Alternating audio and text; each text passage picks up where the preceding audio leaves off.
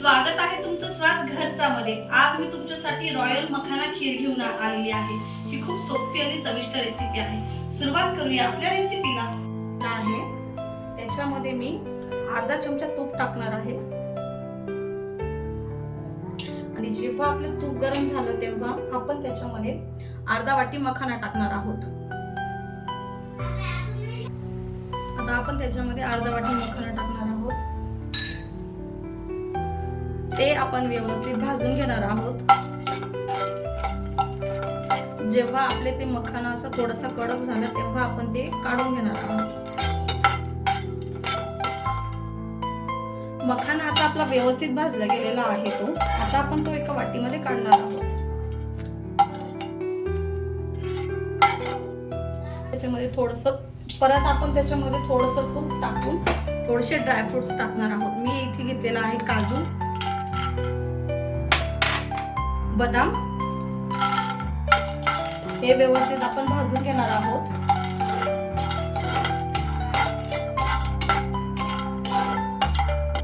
आता व्यवस्थित ते सोनेरी झालेले आहेत आपले ड्रायफ्रुट्स। आता आपण तेही काढून घेणार आहोत। त्याच पॅन मध्ये मी अर्धा वाटी मखाना घेतलेला आहे, त्याच वाटीने मी 3 वाटी दूध घेतलेला आहे।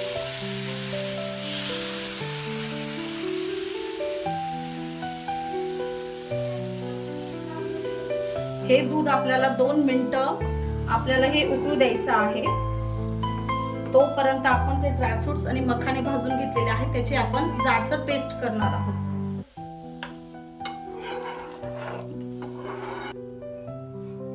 हे बघा, आपलं दूध आपल्याला हे फक्त 10-1 मिनिटं उकळू द्यायचं आहे। आणि तुम्हाला जर जास्त घट्ट बनवायचे असेल तर तुम्ही ते जास्त वेळही उकळू शकता।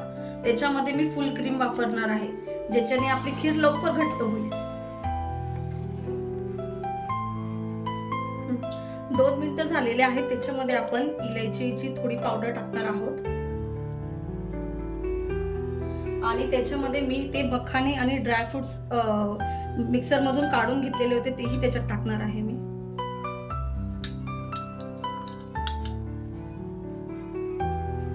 मी हे दुधामध्ये केसर टाकलेले होते, ऑप्शनल आहे, असतील तर टाका, नसेल तरीही चालेल।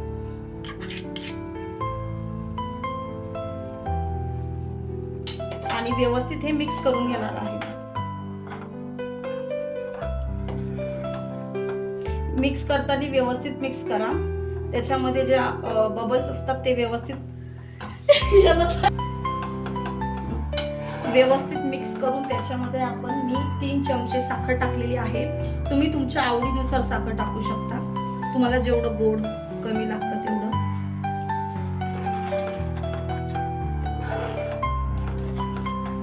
व्यवस्थित हे मिक्स करून घेणार आहे।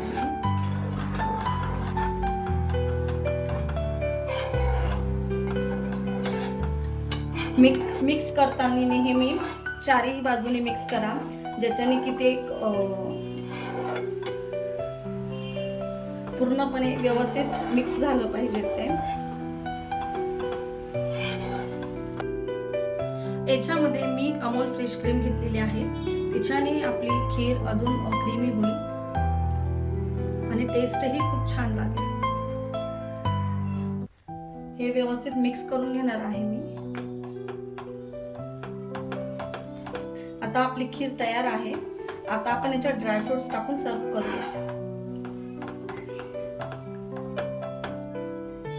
जे मी ड्रायफ्रुट्स भाजलेले होते त्याच्यामधले थोडेसे काप बाजूला ठेवलेले होते आपल्या खीरेवर थोडंसं डेकोरेट करण्यासाठी। हे वरतून टाकले तर खीर आपली खूप छान लागते।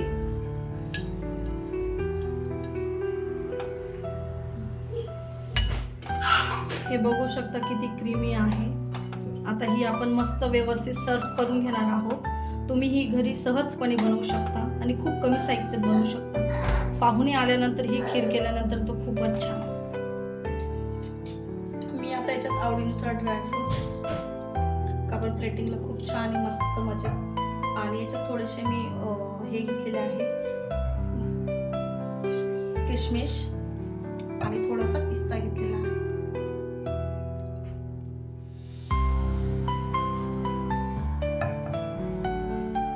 कोटिंग साठी आपण त्याच्यात थोडेसे केसर टाकणार आहोत.